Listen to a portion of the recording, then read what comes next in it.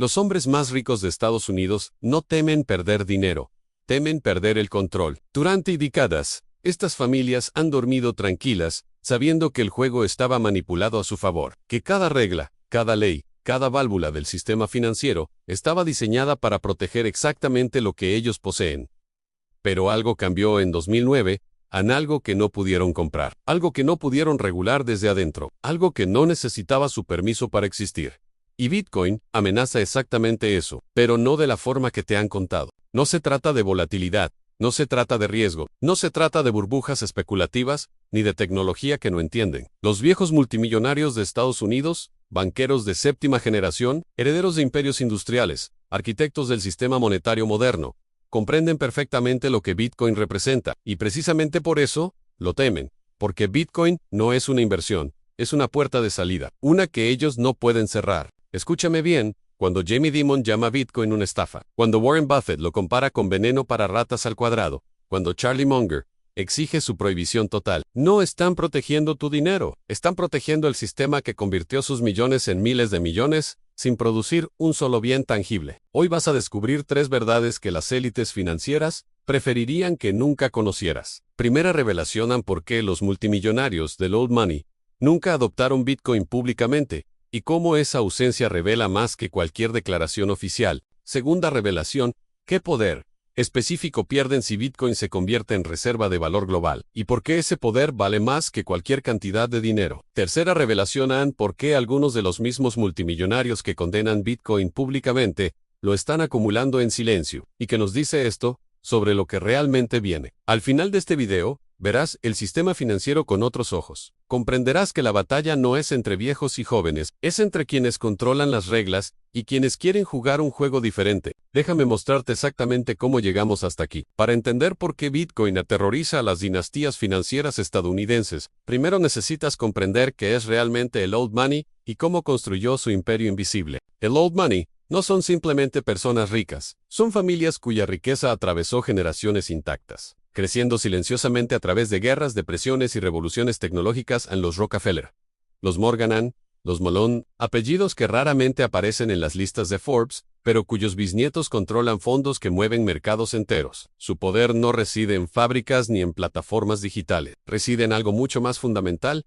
el control sobre el dinero mismo. Durante más de un siglo, estas familias construyeron su influencia sobre 3 pilares invisibles. Primer pilar: el sistema bancario de reserva fraccionaria, donde prestan dinero que técnicamente no existe, cobrando intereses reales sobre deuda imaginaria. Segundo pilar: el mercado de bonos gubernamentales, donde financian a naciones enteras, convirtiéndose en acreedores de países completos. Tercer pilar: la relación simbiótica con los bancos centrales, especialmente la Reserva Federal, cuyas decisiones determinan el valor del dinero que todos usamos. Aquí está la parte que casi nadie explica correctamente. Estas familias no se hicieron ricas vendiendo productos, se hicieron ricas siendo los intermediarios obligatorios de cada transacción significativa en el sistema. Piénsalo así: si tú y yo queremos hacer negocios, necesitamos su permiso, necesitamos sus bancos, necesitamos su infraestructura, necesitamos jugar según sus reglas.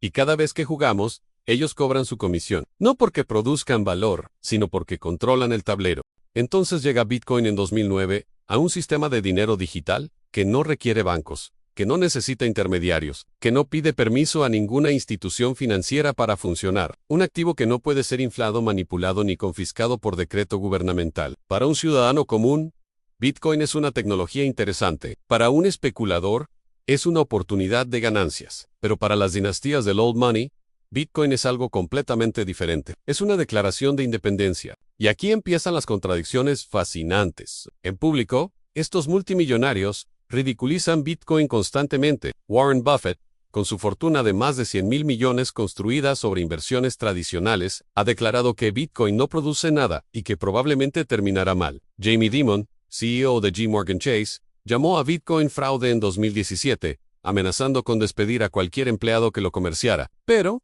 en privado, la historia es completamente diferente. JPMorgan Chase lanzó su propia criptomoneda corporativa, JPM Coin, apenas 2 años después de que Dimon llamara a Bitcoin un fraude. El banco también abrió cuentas para exchanges de criptomonedas, ofreciendo servicios bancarios a empresas que comercian exactamente con el activo que supuestamente es fraudulento. Goldman Sachs, Bank of America, Morgan Stanley, no, Trust o Tro.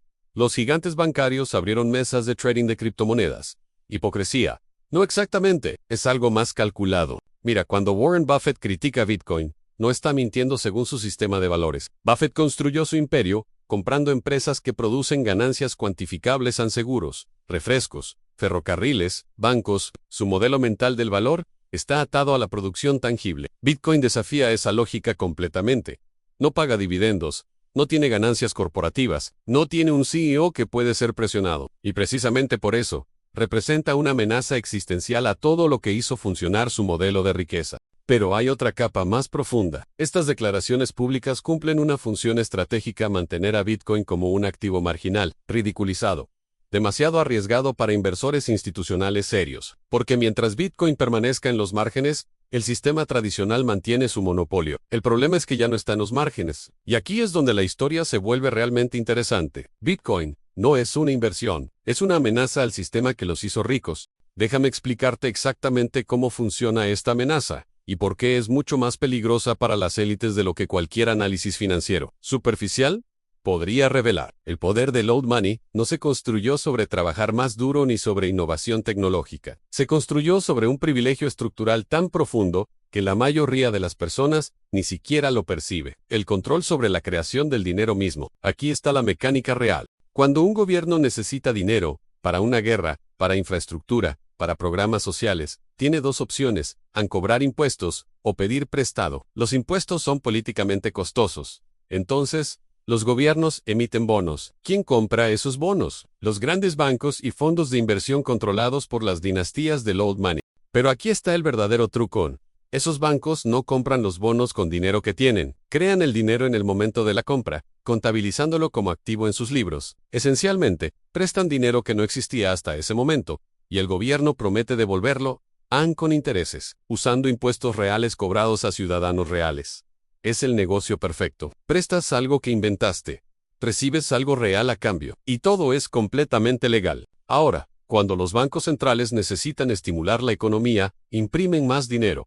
¿A dónde va ese dinero primero? ¿A los bancos a los fondos de inversión, a las instituciones financieras? Ellos lo reciben al valor nominal, antes de que la inflación lo diluya. Para cuando ese dinero llega al ciudadano promedio, a través de salarios, pequeños negocios, ahorros, ya ha perdido poder adquisitivo. Esta es la razón por la cual la brecha entre ricos y pobres se amplía constantemente.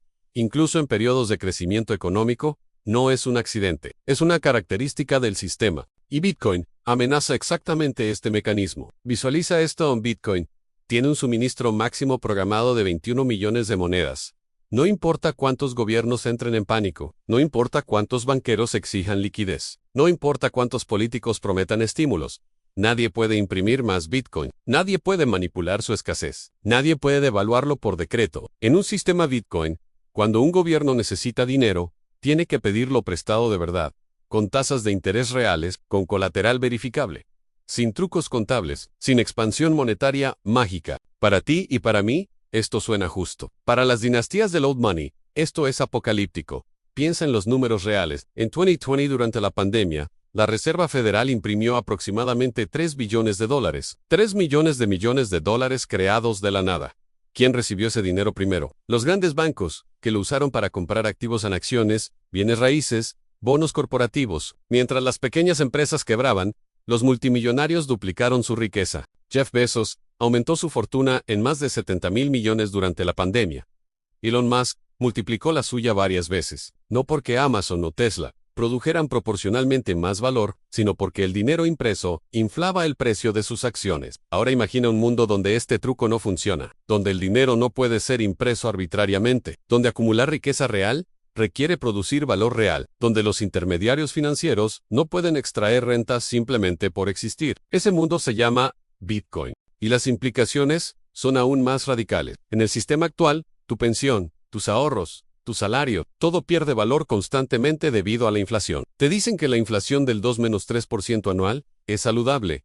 ¿Pero es saludable? ¿Para quién? No para ti, que ves como el mismo salario compra cada vez menos. Es saludable para quienes tienen deudas masivas y activos que se revalorizan con la inflación. Es saludable para quienes reciben el dinero nuevo primero. Es saludable para el sistema que beneficia a las élites. Bitcoin invierte esta dinámica completamente. En un estándar Bitcoin, tu ahorro mantiene o aumenta su poder adquisitivo con el tiempo. No necesitas convertirte en especulador financiero para proteger tu patrimonio. No necesitas hacer que tu dinero trabaje para ti, porque el dinero mismo conserva su valor. Para un trabajador promedio, esto es liberador. Para un multimillonario cuyo imperio se construyó sobre deuda barata e inflación controlada, esto es existencial. Aquí hay otro ángulo que casi nadie menciona: el control geopolítico. El dólar estadounidense es la moneda de reserva mundial.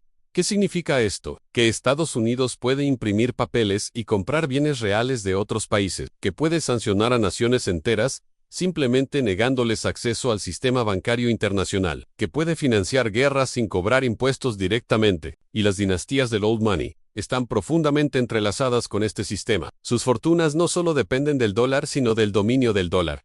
Bitcoin no solo amenaza su riqueza, amenaza el orden mundial que hace posible esa riqueza. Cuando ves a figuras como Ray Dalio, fundador del fondo de inversión más grande del mundo, admitir públicamente que los gobiernos probablemente prohibirán Bitcoin si se vuelve demasiado exitoso, no está especulando. Está reconociendo la amenaza que Bitcoin representa para el sistema que él mismo navegó magistralmente durante décadas. Pero si crees que eso es impactante, espera a escuchar esto. El verdadero miedo no es económico. Es estructural. Bitcoin elimina intermediarios. Y cuando las élites financieras hablan de intermediarios, no se refieren solo a bancos, se refieren al concepto mismo de control centralizado sobre las transacciones humanas. Déjame mostrarte la profundidad real de esta amenaza. En el sistema financiero tradicional, cada movimiento de dinero requiere permiso. No lo notas porque el permiso se otorga automáticamente en la mayoría de los casos. Pero la arquitectura del control está siempre presente, invisible, pero absoluta. ¿Quieres enviar dinero a tu familia en otro país? Necesitas un banco, un servicio de remesas, autorización de 2 gobiernos, conversión de monedas, y pagas entre 5 minus 10 del monto en comisiones y pérdida por tipo de cambio. ¿Quieres comprar una propiedad?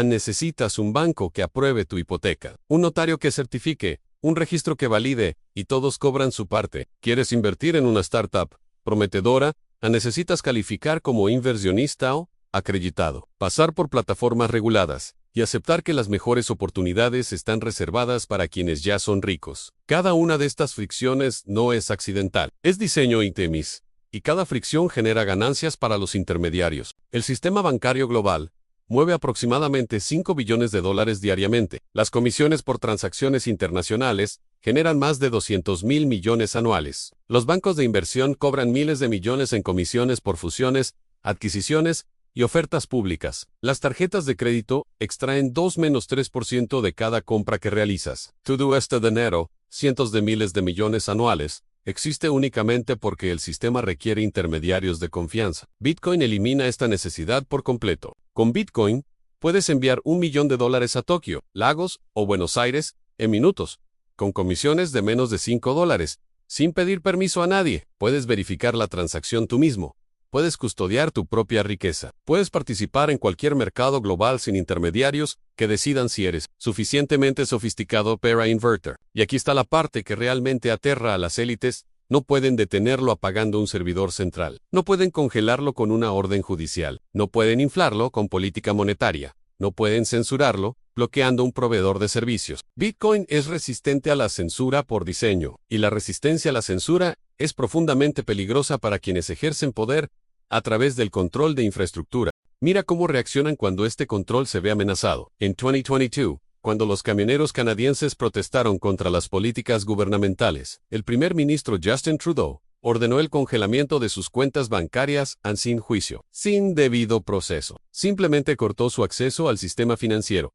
Las plataformas de crowdfunding cerraron sus campañas. Los procesadores de pagos bloquearon sus donaciones. El sistema funcionó exactamente como está diseñado como una herramienta de control político. ¿Qué hicieron los simpatizantes? Enviaron Bitcoin, y no había forma de detenerlo. Este incidente reveló algo que las élites preferirían que siguiera oculto en el sistema financiero. No es neutral. Es una herramienta de poder. Y Bitcoin es una alternativa que no responde a ese poder. Ahora considera las implicaciones a largo plazo. Las fortunas del old money no se mantienen guardando billetes bajo el colchón. Se mantienen a través de inversiones en activos que producen rendimientos, bonos gubernamentales, bienes raíces financiados con deuda, acciones de corporaciones que se benefician de dinero barato. Todo este ecosistema depende de un sistema bancario que crea dinero mediante deuda. Si la sociedad adoptara un estándar Bitcoin, este mecanismo colapsaría, los bonos gubernamentales perderían atractivo, porque los gobiernos no podrían garantizar su pago inflando la moneda. Los préstamos serían más caros, porque representarían riesgo real. Las valoraciones corporativas se basarían en ganancias reales, no en expansión monetaria. Es por eso que ves a figuras como Christine Lagarde, presidenta del Banco Central Europeo, advirtiendo constantemente sobre Bitcoin, mientras simultáneamente promueve monedas digitales de bancos centrales, CBDC. Las CDCs son la respuesta desesperada del sistema. Dinero digital con todas las características de control del sistema tradicional, pero con la vigilancia mejorada de la tecnología blockchain. Con un CBDC, el gobierno puede rastrear cada transacción que realizas, puede imponer fechas de expiración al dinero para forzar consumo, puede bloquear ciertas compras, puede aplicar tasas de interés negativas directamente a tu saldo, puede implementar control de capital absoluto. Es Bitcoin empero distópico, y las élites financieras apoyan fervientemente los CBDCs, mientras atacan a Bitcoin. ¿Por qué? Porque los CBDCs preservan el control centralizado. Bitcoin lo destruye. Aquí hay otro elemento que pocos analizan. El control sobre el flujo de capital determina quién puede construir qué. Si eres un emprendedor, con una idea revolucionaria pero no tienes conexiones con fondos de capital de riesgo de élite, tus probabilidades de éxito se reducen drásticamente, no por falta de talento, sino por falta de acceso al capital. Bitcoin democratiza el acceso al capital, permite financiamiento descentralizado, permite que proyectos se fondeen globalmente sin gatekeepers institucionales. Esto no solo amenaza a los bancos de inversión, amenaza el monopolio sobre la innovación que las élites han disfrutado durante generaciones. Imagina un mundo donde cualquier persona, en cualquier lugar, puede proponer un proyecto, recibir financiamiento directo de una red global, y construir sin necesitar la aprobación de Goldman Sachs o Sequoia Capital. Imagina un mundo donde el talento y la ejecución importan más que los contactos y el pedigrí. Para la mayoría de la humanidad, esto suena a meritocracia. Para las dinastías del old money, suena a caos, porque su poder nunca se trató solo de dinero, se trató de ser los guardianes obligatorios de cada puerta importante. Bitcoin abre todas las puertas simultáneamente. Y cuando ves ataques coordinados contra Bitcoin, desde clasificarlo como herramienta de criminales, hasta exigir regulaciones asfixiantes, no estás viendo preocupación legítima por consumidores, estás viendo una respuesta inmune de un sistema que detecta una amenaza existencial. Pero hay más, los ataques públicos son solo la capa superficial, y todo esto nos lleva al descubrimiento más perturbador de todos. Algunos de los mismos multimillonarios que critican Bitcoin, lo están acumulando en silencio. Esta es la verdad más incómoda del ecosistema Bitcoin. La batalla no es entre creyentes y escépticos, es entre quienes acumulan públicamente y quienes acumulan en secreto, entre quienes quieren democratizar el acceso y quienes quieren controlar la mayor porción posible, antes de que la adopción masiva haga imposible acumular significativamente. Las señales están por todas partes, si sabes dónde mirar. En 2021, Ray Dalio, quien previamente había sido crítico de Bitcoin, admitió casualmente en una entrevista que personalmente posee algo de Bitcoin. No especificó cuánto no alardeó, simplemente lo mencionó como si fuera irrelevante. Pero para un gestor de fondos que maneja $140,000 millones, cada admisión pública tiene peso estratégico. Paul Tudor Jones, legendario, declaró públicamente en 2020 que aproximadamente 2% de su portafolio estaba en Bitcoin. Lo presentó como una cobertura contra la inflación. Pero aquí está el detalle importante: en 2% del portafolio de Paul Tudor Jones representa cientos de millones de dólares en Bitcoin. Y solo admitió la posición pública. No mencionó posiciones privadas, cuentas offshore, estructuras corporativas. Stanley Druckenmiller, otro gigante de las finanzas con fortuna de miles de millones, inicialmente descartó Bitcoin completamente. Luego, en 2020, reveló que había comprado una posición significativa. Luego vendió, luego compró de nuevo. Los movimientos públicos crean narrativa. Los movimientos privados construyen posiciones. Pero estas admisiones parciales de multimillonarios individuales no son la historia completa. La historia real está en lo que permanece oculto. Los family offices, las firmas privadas, que gestionan la riqueza de las familias más ricas del mundo, han estado acumulando Bitcoin silenciosamente durante años. Estas organizaciones no publican informes trimestrales, no divulgan sus tenencias, no responden a inversores públicos, operan con discreción absoluta. Y varias encuestas confidenciales realizadas a family offices revelan que entre 30 - 50 de ellos tienen alguna exposición a criptomonedas, principalmente Bitcoin. Estamos hablando de las familias que heredaron fortunas de la era industrial, bancaria y petrolera. Los mismos linajes que públicamente desconfían de Bitcoin. ¿Por qué la contradicción? Porque entendieron algo fundamental: Bitcoin no es solo un activo. Es una opción de salida. Es un seguro contra el colapso del sistema que los enriqueció. Y las personas verdaderamente sofisticadas siempre mantienen opciones de salida. Visualiza la estrategia completa. Fase 1, 2009 a 2015. Ignorar Bitcoin completamente. Es demasiado pequeño, demasiado marginal, demasiado técnico. Dejarlo en manos de cypherpunks y libertarios. Fase 2, 2015 a 2018. Al atacarlo públicamente. Llamarlo fraude, esquema Ponzi. Herramienta de criminales. Crear fricción regulatoria. Mantener a inversionistas institucionales alejados. Fase 3, 2018 a 2020. Acumular silenciosamente, mientras el precio permanece bajo y la adopción institucional aún no despega. Posicionarse antes del próximo ciclo. Fase 4, 2020 a 2024.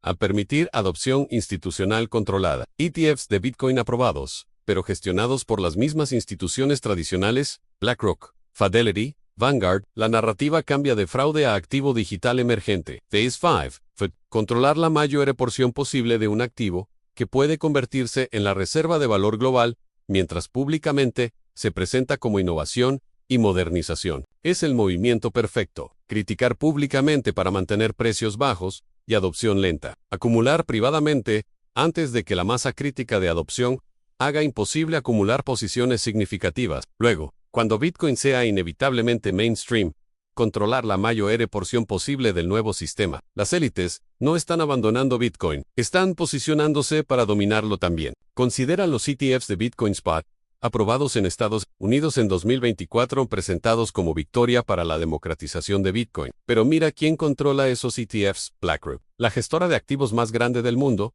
con más de 10 billones. Bajo gestión, Fidelity. Invest, con todas instituciones profundamente conectadas con el sistema financiero tradicional. Estos ETFs permiten que millones de personas compren Bitcoin fácilmente, pero no poseen Bitcoin real. Poseen participaciones en un fondo que posee Bitcoin. La custodia permanece centralizada.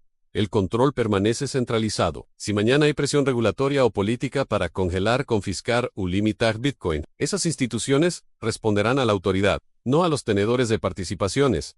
Es Bitcoin empero domesticado. Es exposición a Bitcoin, pero sin los atributos de soberanía individual que hacen a Bitcoin revolucionario. Y aquí está el verdadero golpe. En la mayor parte del Bitcoin que existirá ya ha sido minado. De los 21 millones totales, más de 19 millones ya existen. Menos de 2 millones quedan por minar en las próximas décadas. Si las élites financieras controlan, digamos, 30-40% del suministro existente, a través de posiciones directas e indirectas, mantienen influencia desproporcionada sobre el mercado. No pueden inflarlo, no pueden censurarlo técnicamente, pero pueden influenciar su precio, su narrativa, su adopción institucional. Mira cómo se desarrollan las guerras narrativas. Cuando Michael Saylor, CEO comenzó a comprar Bitcoin agresivamente y a evangelizar públicamente, fue ridiculizado por los medios financieros tradicionales. Irresponsable encultista, arriesgando la empresa. Pero cuando BlackRock lanza un ETF de Bitcoin, es sofisticado, innovador, acceso institucional, la misma tecnología, diferente narrativa dependiendo de quién controla el mensaje. Las élites aprendieron de Internet. Inicialmente, los poderes establecidos ignoraron Internet y luego lo temieron. Finalmente lo cooptaron. Google, Facebook, Amazon, todas comenzaron como alternativas democráticas a poderes corporativos establecidos. Hoy son los poderes corporativos establecidos. Concentran más datos y control que cualquier entidad gubernamental en la historia. ¿Pasará lo mismo con Bitcoin? La diferencia crucial es que Bitcoin tiene propiedades técnicas que hacen la cooptación mucho más difícil. No tiene SEO que pueda ser presionado. No tiene servidor central que pueda ser confiscado. No tiene algoritmo que pueda ser manipulado para curar contenido. Es protocolo puro, pero el control no siempre es técnico. A veces es económico. Si un grupo pequeño controla la mayoría del suministro, aunque no pueda modificar las reglas, puede influenciar significativamente el mercado. Y aquí entramos en terreno incómodo, que pocos en el ecosistema Bitcoin quieren admitir en la distribución de Bitcoin. No es tan democrática como el discurso sugiere. Las direcciones que poseen más de 1000 Bitcoins, alrededor de 40-50 millones de dólares al precio actual, controlan aproximadamente 40% del suministro total. Algunas de esas direcciones pertenecen a exchanges, algunas a empresas públicas como MicroStrategy, pero muchas son entidades opacas, registradas en paraísos fiscales, sin beneficiarios públicos. ¿Cuántas de esas direcciones pertenecen silenciosamente a las dinastías del Old Money? Nadie lo sabe, y ese es precisamente el punto. Satoshi Nakamoto, el creador seudónimo de Bitcoin, aparentemente posee alrededor de 1 millón de bitcoins que nunca se han movido. A precios actuales, eso representa decenas de miles de millones de dólares. Si Satoshi fuera una entidad del Old Money estableciendo una posición fundacional antes de desaparecer y permitir que el proyecto se descentralice, sería el movimiento. Todas estas empresas capturan valor del ecosistema Bitcoin, sin necesitar poseer Bitcoin mismo, y todas tienen inversores institucionales, muchos vinculados a las mismas familias del Old Money. Es la estrategia del pico y pala. Durante la fiebre del oro, quienes realmente se enriquecieron no fueron la mayoría de mineros, fueron quienes vendieron picos y palas a los mineros. Si Bitcoin se convierte en el nuevo estándar monetario global, los exchanges y servicios de custodia serán los nuevos bancos, diferentes tecnología, mismos gatekeepers. Entonces, ¿qué significa todo esto para nosotros hoy? La batalla por Bitcoin no ha terminado. De hecho, apenas comienza. Lo que hemos presenciado en los últimos 15 años es el prólogo. La verdadera guerra está frente a nosotros, y entender sus contornos es crucial para navegar lo que viene. Para el ciudadano común, Bitcoin representa dos posibilidades completamente diferentes, dependiendo de cómo evolucione su adopción. Primera posibilidad: Bitcoin cumple su promesa descentralizadora. Se convierte en una herramienta genuina de soberanía financiera individual. Millones de personas custodian sus propias claves. Las transacciones permanecen resistentes a censura. La red se mantiene lo suficientemente descentralizada que ninguna entidad puede controlarla. En este escenario, Bitcoin nivela dramáticamente el campo de juego financiero. Tu capacidad de preservar riqueza a través del tiempo ya no depende de acceso privilegiado a estrategias de inversión sofisticadas. Simplemente mantienes un activo que no puede ser inflado. Tu capacidad de participar en la economía global ya no depende de la aprobación de bancos locales. Simplemente usas un protocolo neutral.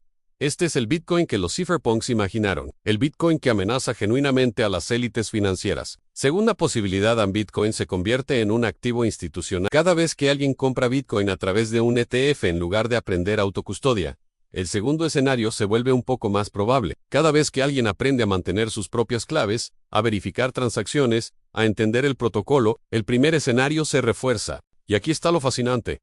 Las élites financieras entienden esta dinámica perfectamente, por eso invierten tanto en hacer que los ETFs sean convenientes y la autocustodia parezca intimidante. No porque la autocustodia sea técnicamente difícil, no lo es, con las herramientas modernas, sino porque la narrativa de dificultad beneficia sus intereses.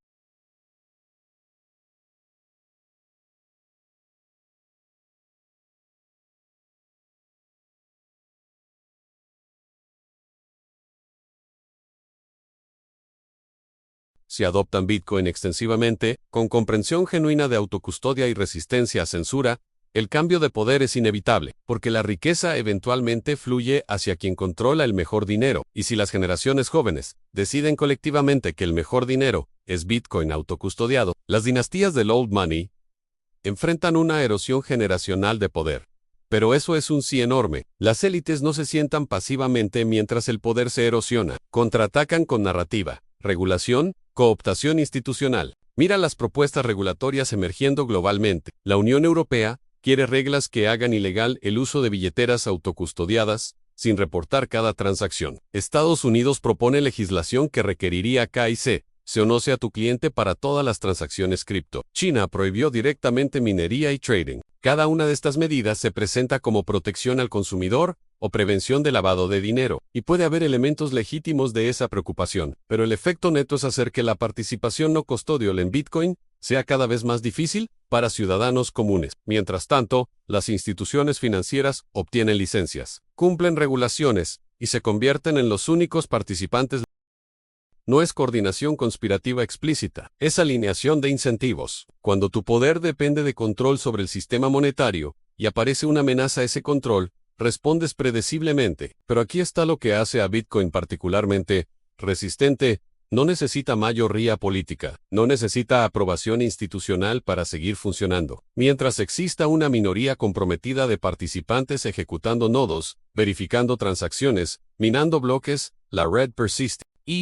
La presión no lo destruye, Lo fortalece filtrando participantes no comprometidos y concentrando el protocolo en manos de verdaderos creyentes. Las élites pueden ralentizar la adopción, pueden hacerla más engorrosa, pueden capturar mayoría de participación institucional, pero no pueden detener el protocolo mismo. Y eso es fundamentalmente nuevo en la historia del dinero. Todo dinero previo, oro, plata, dinero fiat, podía ser físicamente confiscado o legalmente prohibido, con suficiente fuerza estatal. Bitcoin es información. Puedes memorizarlo como 12 palabras. Puedes transmitirlo como señal de radio. Puedes codificarlo en imágenes. No hay forma de confiscarlo sin la cooperación del tenedor. Esta propiedad es profundamente amenazante para cualquier poder centralizado, y es la razón por la cual Bitcoin sobrevivirá independientemente de cuánta resistencia enfrente. Pero sobrevivir no es lo mismo que prosperar en su forma más descentralizada, y esa es la batalla actual. No si Bitcoin existe, sino que forma de Bitcoin prevalece. Hay lecciones específicas para navegar este panorama. Lección 1.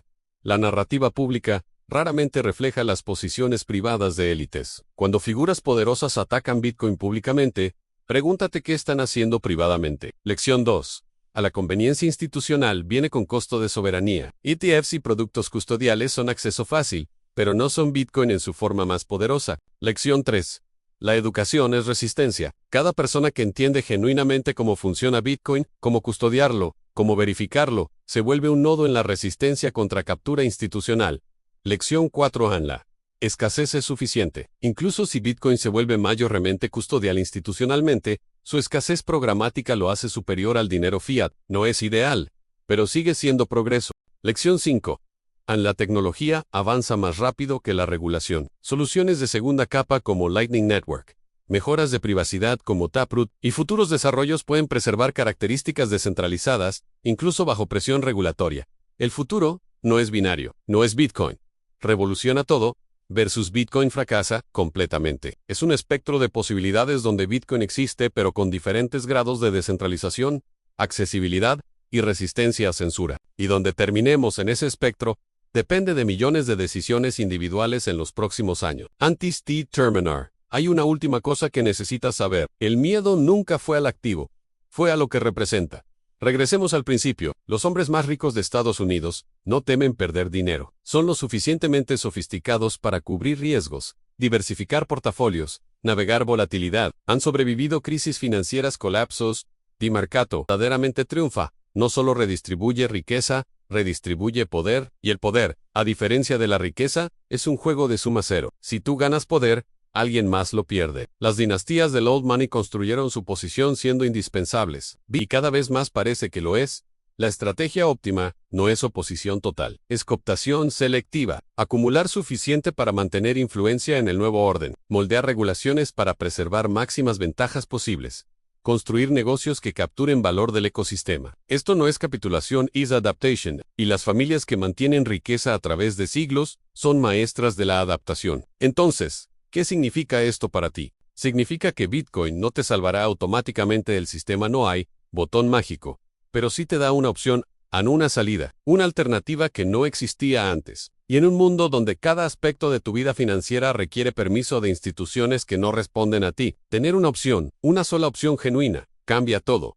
El verdadero poder de Bitcoin no es hacerte rico, es hacerte soberano, sobre tu propio dinero, sobre tus propias transacciones, sobre tu propia participación en la economía global. Y esa soberanía aterra a quienes han ejercido control durante tanto tiempo que olvidaron cómo se siente no tenerlo. Los viejos multimillonarios de Estados Unidos temen a Bitcoin no porque sea riesgoso, sino porque es efectivo, no porque sea un fraude, sino porque es real, no porque amenace la economía, sino porque amenaza su posición privilegiada en ella. Y en ese miedo, revelan exactamente lo que Bitcoin representa, una transferencia de poder de instituciones a individuos, de gatekeepers a participante, del centro a los bordes. No será perfecto, no será instantáneo, y no será sin resistencia feroz, pero ya comenzó, y una vez que comprendes por qué las élites realmente temen a Bitcoin, también comprendes por qué no pueden detenerlo, porque al final, el miedo no detiene lo inevitable.